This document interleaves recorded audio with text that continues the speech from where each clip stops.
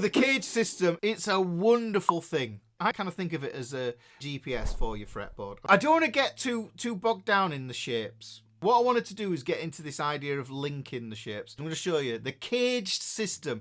If you think of the word caged, C-A-G-E-D, it's an acronym, and it stands for the 5 master shapes. Have you seen these chord posters? It's like there's like 40,000 diagrams of chords, and the worst thing is they try to put all the B chords in and the F chords, and it's just a nightmare to try and navigate. I detest them because they're doing such a disservice to a learner who thinks that it's a good resource, because you don't realise. This is where the cage system comes from. You should be able to work any chord out, be able to play any chord in one of the 5 caged guitar shapes. So it's an acronym for 5 master shapes. So we don't need those posters with like 20 gazillion diagrams of different chords in, and a lot of them are just like theoretically playable. And if you can't play them in this proper way, cheat. If you can't play a C like that, play it like that. Play it as a C sus2. Play it as a C add 9. But the reason I know that that's a C sus2 and that's a C add 9 is because I know my cage system. Because I know that that is a C shape. Okay? So we've got that C shape there. Now, these cage chords, they're composed of 3 notes. We've got a root note, which is this one here. And in this is a C shape, but it's also a C major chord. So that's a C note there. A, B, C. This note here, that's an E. That's the 3rd of the chord. And then we've got the open G string here, and that's a 5th. So we've got this root, 3rd, 5th. You can hear it, you know it from Kumbaya, Kumbaya. So you know the sound of that. Now, what I do is I put this first finger on here and I repeat that root note there. So this is a B string. So if I go up a half step, then I get a C. So that's a C and that's a C. And those are the 2 notes I'm looking for to pull out the octave. So I'm thinking to myself, there's the chord, but there's the octave. Those are the notes that are hidden within that chord, okay? Now, we've got another shape, the A shape. Now, in the books, it'll be like that. It's somebody else's books, not my book. My book, it's in like that. You sometimes see it played like that. Some people play it like that. But all we're really doing is we're holding down the 2nd fret on the D string, G string, and B string. And it forms this little stack of notes there, going from the ceiling to the floor. And I always think that this one sounds like bless them all. So we've got C and we've got an A. Now that's visually, for me, it's a diagonal shape. This is like a stack of notes, like a little tower of notes there, like that. Within that, I've got a root, which is this open A string. I've got a 5th, and I've got a root, and I've got a 3rd here, and I've got another 5th here. Well, what I'm going to do is I'm just going to extract the open A string root and this one at the 2nd fret here. So that gives me the octave shape within that A shape there. So look at that. 2 notes on that C shape, 2 notes on the A shape. Let's look at the G shape.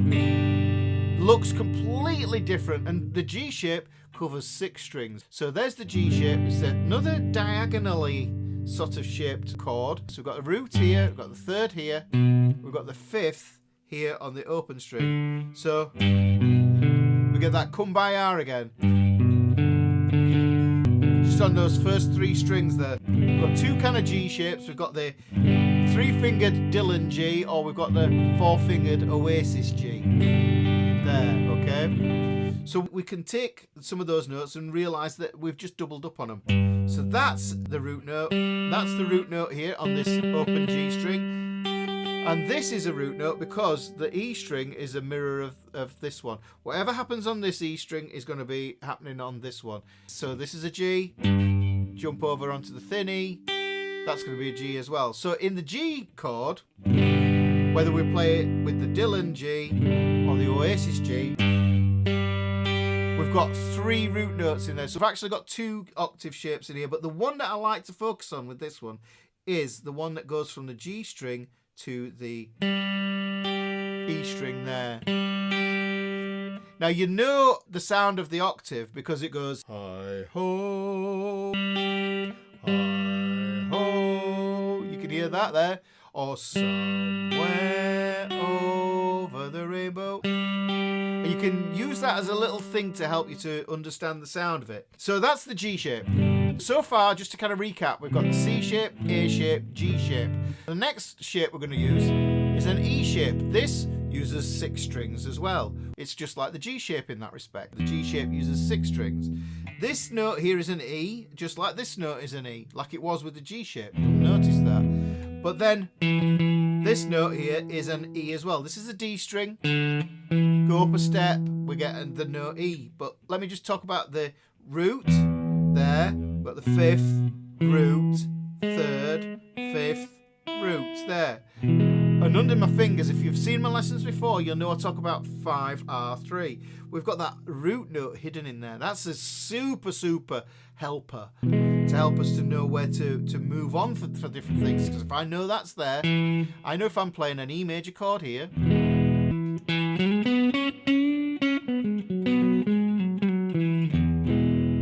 I know I can play an E major pentatonic there.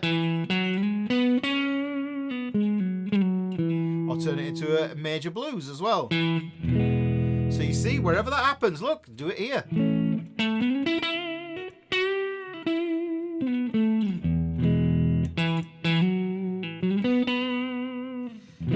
Yeah.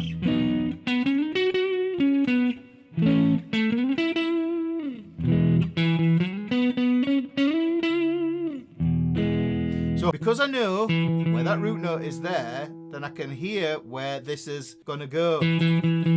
So there's the E shape, guys. Now, all those shapes that I was showing you, I could do that with all of them. I will get into that in a little bit. Now, this is the last shape. So just to recap again, C, A, G, E, D. These are the 5 forms that Joe Pass called the caged forms. This is starting on an open D string here. We don't play the E and we don't play the A. We start on the D string, which means we're playing 4 strings. So, okay, so we're playing 4 strings. So this is the root note because it's a D. This is a 5th. This is a root. This is a 3rd. It's another of those 5R3 shapes. But I know I've got a root here. Yeah? Because I've got an open D here. And I can see where that octave lives. So if I look at the shapes that I had there, I've got my 3rd there, 5R3,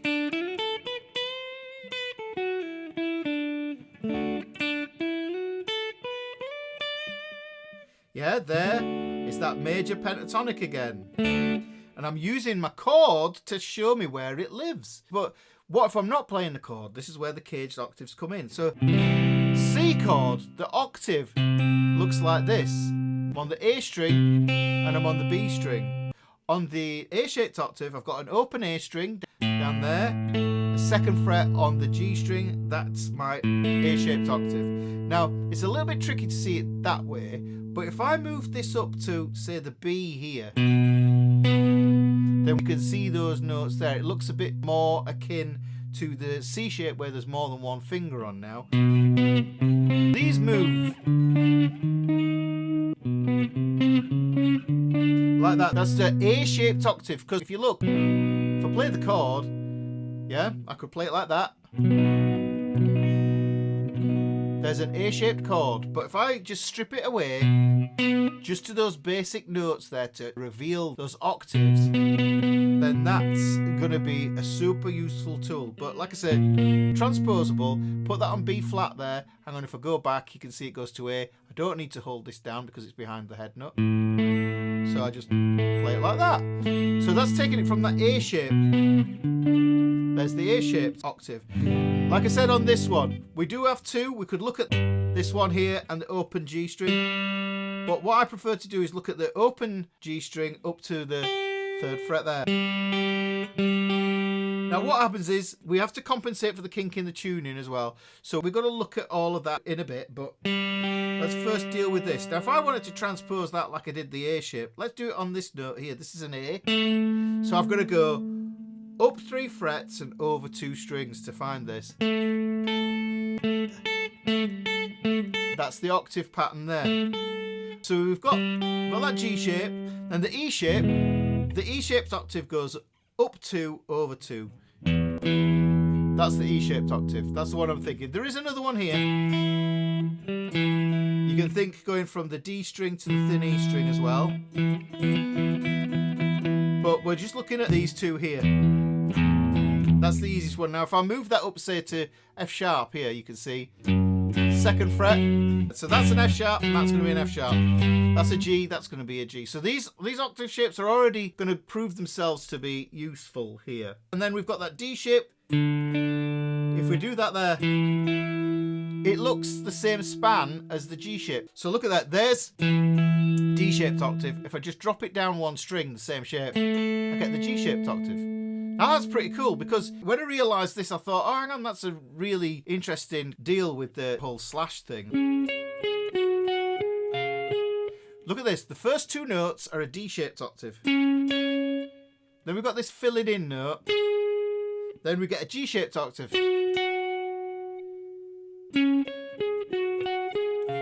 Two octave shapes. Really useful there. You can see where it comes into. I think that's the most famous example of it being able to be used. There's a whole story that Slash said it was never meant to be a song or that. It was just his warm-up. And maybe he was hunting out his octave shapes. It's crazy, isn't it? That's probably paid for his house. That little noodle, right? That's the 5 shapes. Now, this is the way that the Cage system really gets shown to you most. Now, I showed you these chords. Those octaves that I showed you were born of these 5 shapes. C shape, A shape, G shape, E shape, and a D shape. Okay? C, A, G, E, D. And that starts back again. So each shape goes back into the other. So what I'll do is I'll join these up. And this is the beautiful thing about the Cage system. If we played it just as chords, then we can link them up. The C shape doesn't use the thick E string. It uses 5 strings here.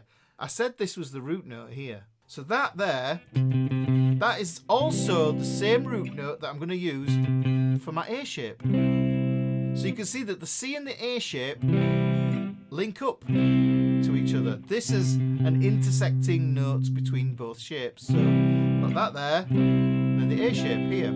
Okay?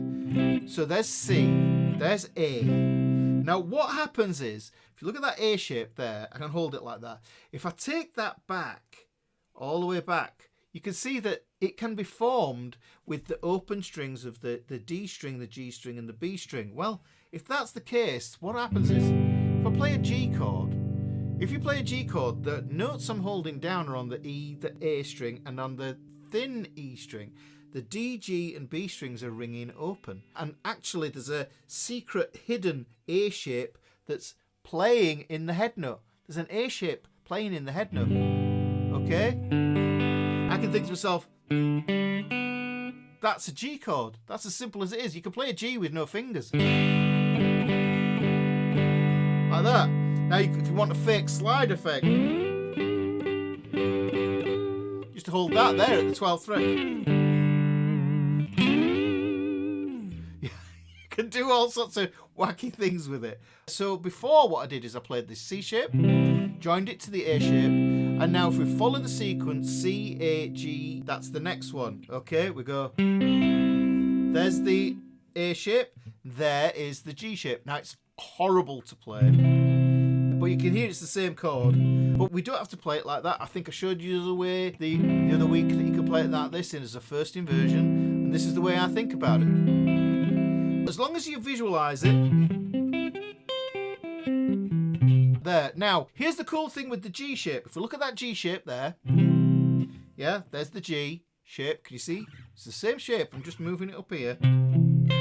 Now, this note here is the root note of the chord. It's still a C major chord, this.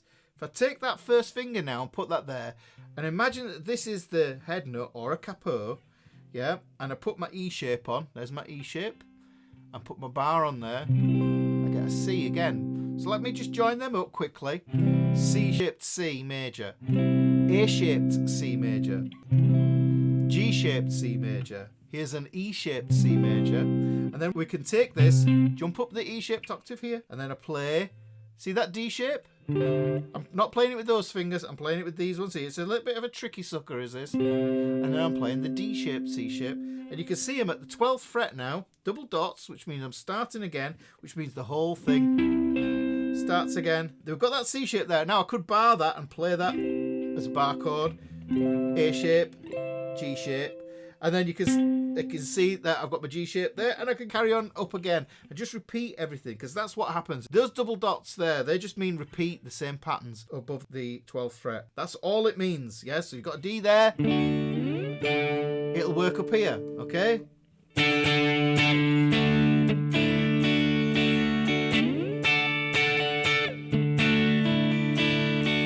That's a cool little thing you can do. That you can do that with all your shapes. Now, I showed you all the chords linking up there. C, A, G. That's how I play it these days. E, and then the D shape. I play it in a few different ways. Play it in the inversion like this. Quite like that one. So we've got those there. But what I want to do is I want to strip those away and go back to just playing the octaves. C-shaped octave. See where this third finger is? I replace it with my index finger. Play the A-shaped octave. I need to jump up into my G-shaped octave because it goes C, A, G, E, D. C, A, G. Okay? Because this is a thin E string, I'm going to jump over to the thick E string because it's the same note. I play the E-shaped octave. So C-shaped octave, A-shaped octave, G-shaped octave, E-shaped octave. That's on the D string. So it gives me the D-shaped octave. Okay? And then, because I'm at the end of the sequence of C, A, G, E, D, I'm going to go back to C again. And that pinky there is telling me that I put my first finger, I play the C-shaped octave. I'm there again. Do it on the A-shaped octave, G-shaped octave, E-shaped octave. I've run out of frets. How cool is that? So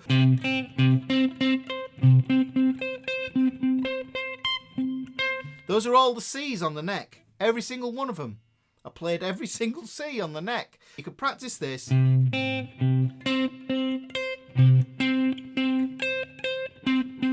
To help you to navigate your way around the fretboard, along with all the other fretboard tricks that I teach on my channel. Now, sometimes, us guitarists, we tend to think very much, this is the epicenter of everything, this is the origin of everything. Everything starts on the E string. Well, let's look at that idea. And if everything starts on the E string, which is why you need to learn your E string, because of those E shapes that we play as bar chords. There's an F, F sharp, G.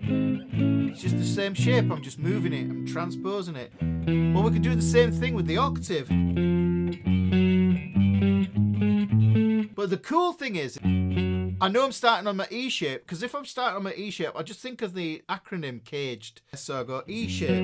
Well, what comes next? C, A, G, E, D is going to be next, and my third finger is going to show me that straight away. That third finger's on the D string. Oh, there you go. So there's the D-shaped octave, because that's on the B string. There, and now my C shape comes next. Okay, there's my A shape, there's my G shape. What I want you to do, guys, is practical homework.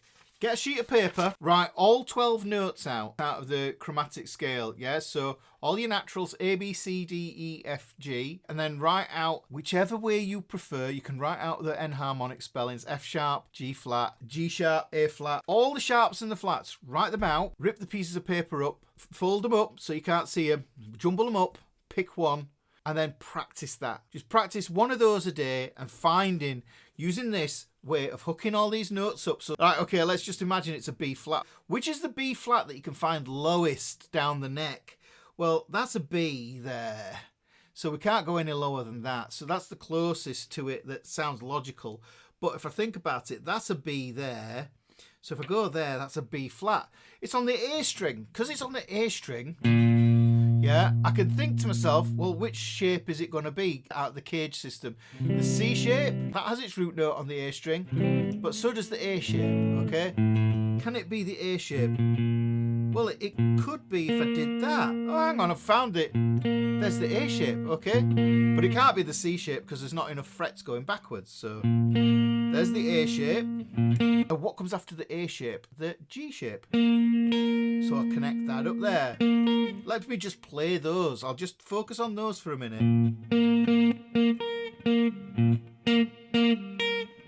Say the note as you play it. B flat, B flat, B flat, B flat, B flat. Say it as you play it. B flat, B flat, B flat, B flat. Stop.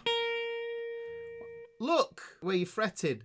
And you go, oh, hang on, that B flat's in between that. There's a dot there, there's a dot there. So tie in your dots and your fret numbers. That must be a B, and that must be an A. Of course it is, that's a B, and that's B flat. All right, so B flat is also an A sharp. Oh, hang on, if I know that that's on the E string, I can tie that over there. Oh, wonderful, right, okay. Now let's do the E-shaped octave. Now the E-shaped octave goes up 2 over 2. Oh, that sounds the same. Make sure it sounds the same, or if you go like that and you go, oh, hang on, that doesn't sound quite right. Oh, no. Oh, that's not it. Make sure you get it right and you go, all right, up 2 over 2. All right, that's good. If you can sing hi-ho to it. Hi-ho. Let me just try putting those together now. So take your time, live in each one.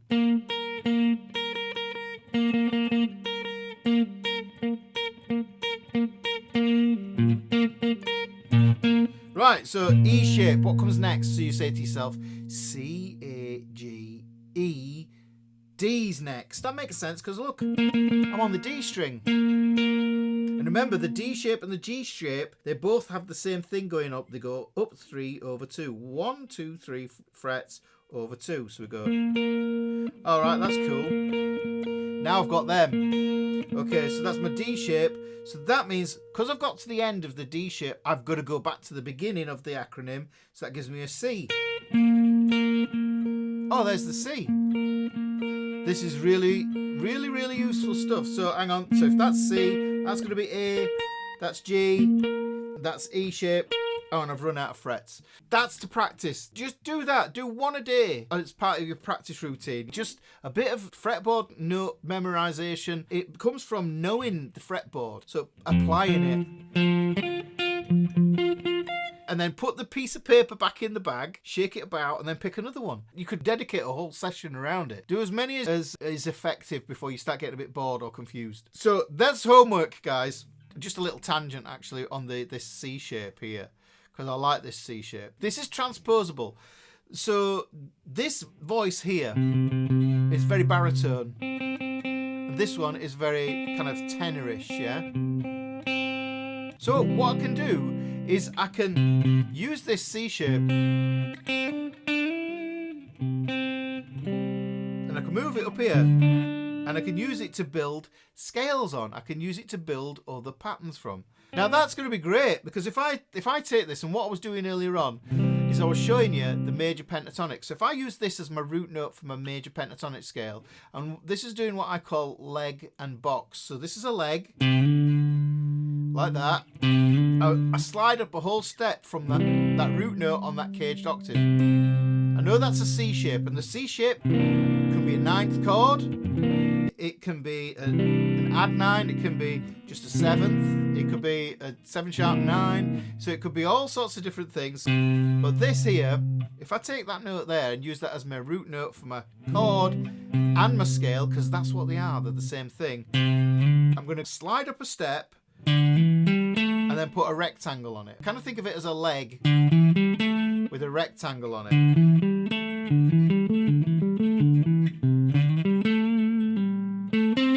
Now I can jump over onto another string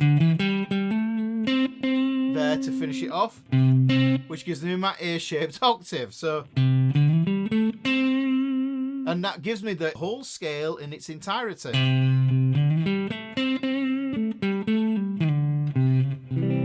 See how that fits there, but I'm focusing on this string pair here. So string pairs figure massively into this as well, because what we do is we use octaves to bridge string pairs. So if we take this note here, and this note here, then what I could do is I could take that same pattern where I go leg into a rectangle, and I can repeat the pattern down here in a higher voice. So that makes it really, really important. So this is a C shape. Okay, I'm going to play it as a C7. I'm going to move it up here to an E7. Okay, now I can still play that same idea using the idea that this is my root note. So you can see where this shape comes from. Also, even though I'm not playing the root note here, I can see where I need to start from.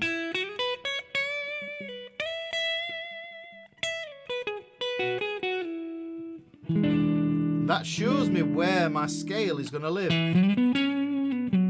And what I don't have to do is don't have to think to myself, even though I can see that, this, seeing a string pair is infinitely easier than seeing a box pattern.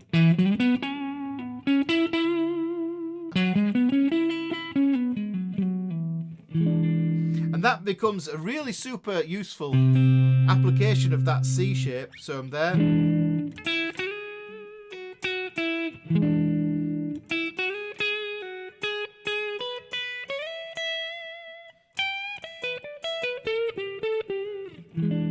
I can find that because I know where my root notes are going to be for my chord. Look, there's the A-shaped octave. There's my root notes.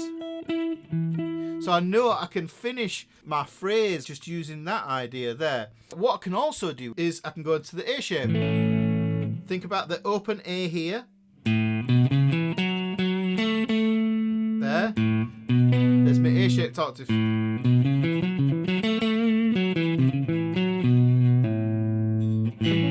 Okay.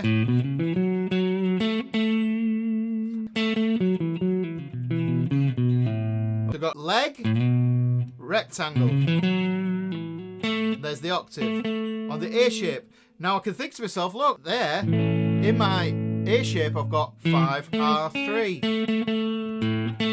There's my octave there. So if I start there, I can go up a leg, which is the whole step. Now what I could do is I could do the rectangle, but I've got to remember I'm on the G and B string, so I've got to add 1 fret as I move up. And what it does is it gives me a rhomboid shape. So I'm going from 4, 6 to 5, 7.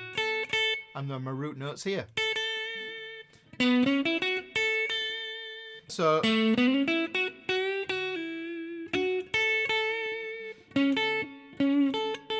you can see that lives there, but I can also have it here. Or I can join both of them up. Listen. And now I've got a whole run that I can play on that A chord, on the A major 7 chord, or even an A7 chord. So if I play that A7 there,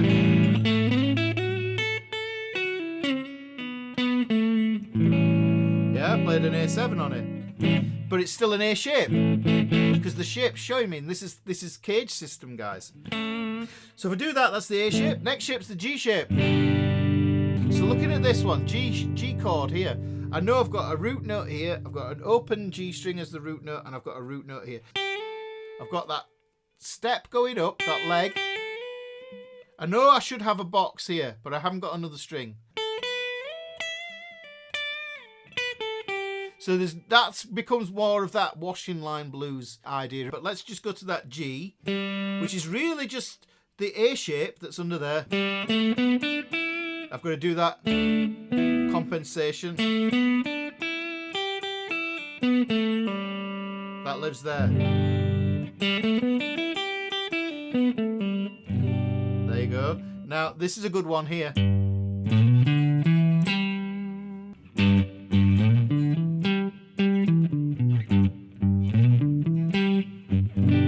So you can see where that hooks up onto this chord here. So that's the G shape. E shape's going to work the same.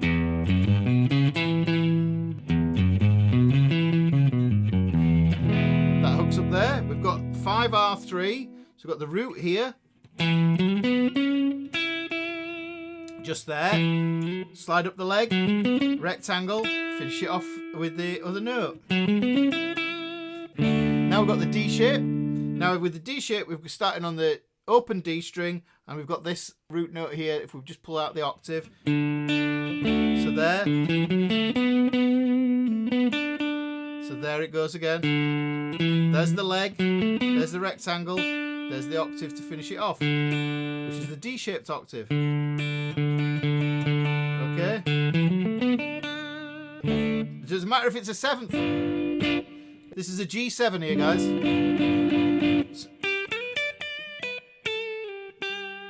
Yeah, play. See how that fits? I'm looking and visualising where my root note would ordinarily live in that. Or I can also take it from this bit here.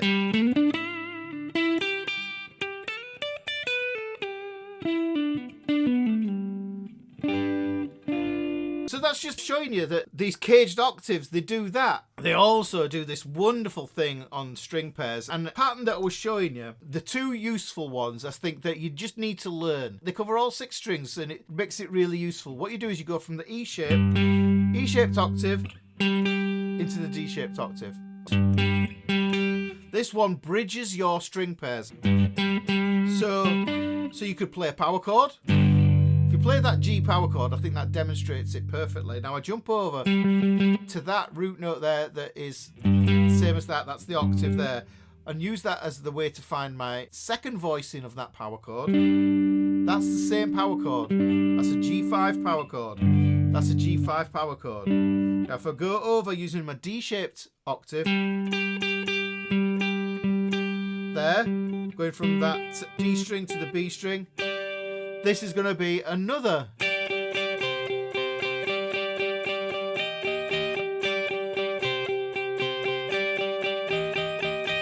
Now if I take that down here.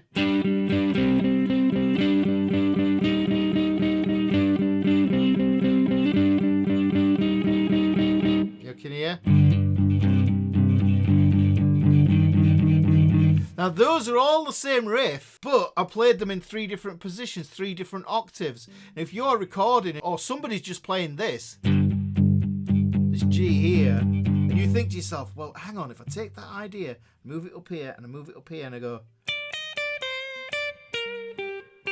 that might be my melody. There, it might be the thing that I sing.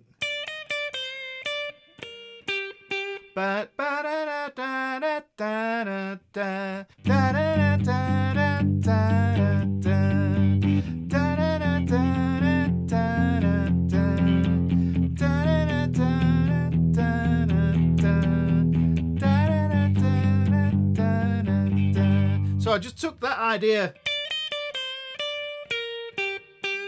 there. I just placed it there. So now I can use it. That could be my melody. It could be something that you get the keyboard player to play that or somebody else to play that. Another thing that's cool about this, right? When it comes to pitch, and I say this all the time, it's chords, scales, and arpeggios, guys. That's all we've got. Chords, scales, arpeggios, they're the same. They are synonyms, yeah? So when somebody says the chord, they say chord 5, and I know what scales there are, and I know what chords there are, 7ths, 9ths, and everything else. I know what arpeggios are going to be applicable to that shape as well. So really, what I'm saying here is, if this can be a G5 power chord, yes, it could also be a scale. So let's take it on the string pairs. Root, 2nd, 3rd, 4th, 5th. Do, re, mi, fa, so. So if I move this over here, that's your starting, that's the same thing.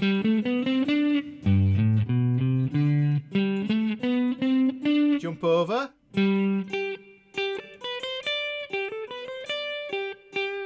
So we can do that with the scale. Another reason why this is good is, like I say, for arpeggios. If we know this is here,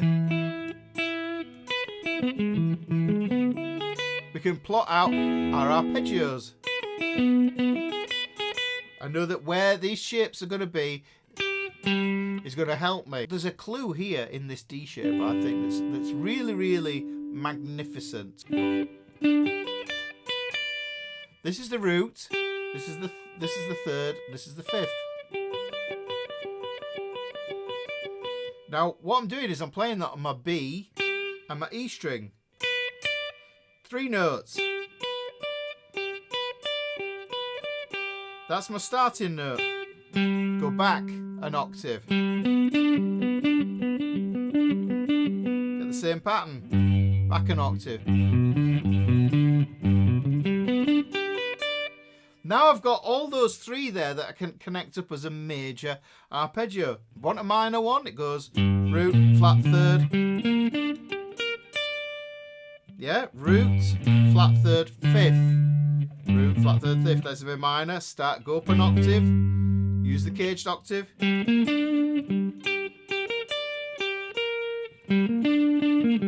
The reason you need to know the names of your notes, you need to know them for your chord names. So that's a different layer to intervals. You need to learn your intervals as well. But what we also want to do is we want to be able to think about this in key.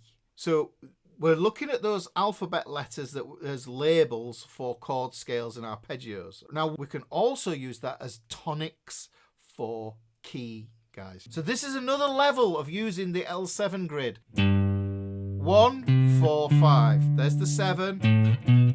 There's the L. So major, major, major. So I know I'm going to get my three major chords here.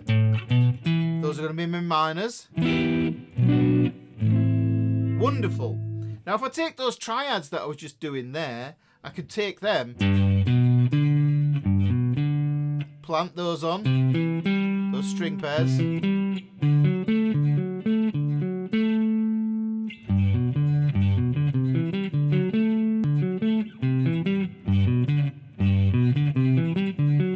Those there are my majors. Now if I want my minors, what I do is I shift the pattern, root, flat third, fifth. Okay, 5, 8, 7. So I've got, now I've got these little patterns here. They're going to help me. But the cool thing is, I know that if this is my L7 grid here, what I can do is I can transpose the L7 grid off the E and A strings and I can drop it onto the G string and the D string now. So I'm going to use this string pair as well. So look, 1, 4, 5, 6, 3, 2. 1, 4, 5, 6, 3, 2. Same thing. So I know that if this is 1, then I can play my major pentatonic. I can play my little triad. I can play my little scale there, 5-note scale. There.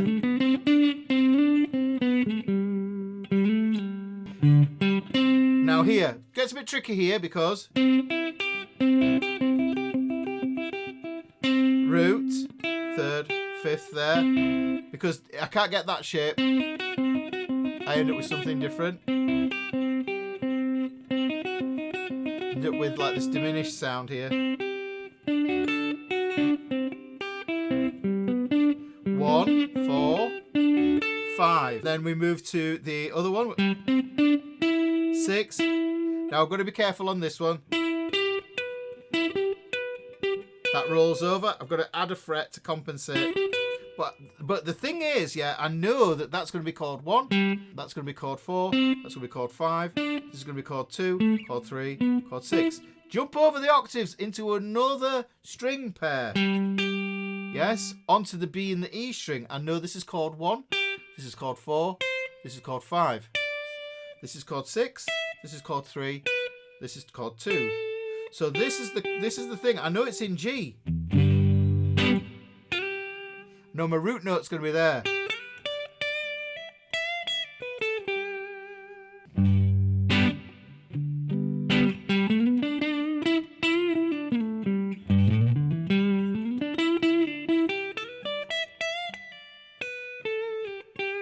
So you can see how I can link those up going across there. But it's not just that pattern.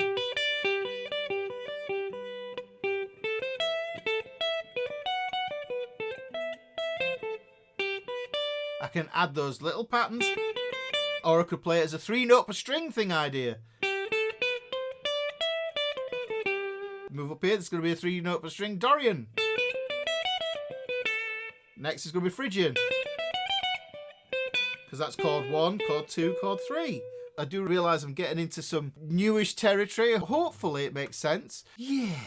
This is cool. Let me just show you how you use this idea for changing your notes in your chords. I particularly like this. Here we've got an A7 chord. If you don't know where your fifth is, or you might know it, you might go, all right, there's my fifth there, but I know that that's going to be my fifth an octave lower. There. But what I'm going to do is I'm going to flatten that fifth and I want to add it to the chord here. But I've got to flatten this fifth as well. Or I can visualise that power chord. There's the power chord. Flatten the fifth, okay? But I don't actually want to use that one. I'm just using this to help me to model it. But I know by jumping over my C-shaped octave there, I know that if I take this, and I'm going to take that one, I want it lower. So what I'm going to do is I'm going to get a dominant 7 flat 5. And I could do the same thing as well. There's the 5. So I think to myself, okay, there's my 5. If I want it to be there, then for it to be a C-shaped octave, I can see that it lives just there. So I can go, okay, there's a 7 with a sharp 5 on it as well. So I can alter these different notes. I can see where they all live. And sometimes you get these mad chords and you think to yourself, right, well, my hands just won't do that. So what you can do is you can use that caged octave way of shifting the note into a position where you think, just I can manage that way. That's a bit easier for my hands. And especially because you can go through all 5 of the caged chord shapes, then you'll probably find a shape that will work. It might be further up the neck, but because the frets are narrower, it's just easier for you to grip, where there's less tension maybe. So it's about moving these notes around. So what we're doing is we're equating it to an interval and shifting an interval based on knowing what chords are underneath your fingers. And another reason this is all important as well, guys, is so you can find that tonic. You need to be able to find that tonic, because if you know where the tonic is, you can change key. There's a film, Fabulous Baker Brothers, Michelle Pfeiffer. There's 2 brothers who were actors. They were both in it. And they play piano and jazz piano stuff. She comes in and she says, oh, Summertime in B flat, boys. And they just immediately play everything because they understand the chords, they know the changes. It's just they transpose them to the new key. So how do we do that on guitar? Well, that's where the L7 grid comes in, and you think to yourself, okay, I'm in the key of G here, and I want to transpose everything. That's the melody. Yeah, I can't sing that. Can you do it a half step lower? Okay.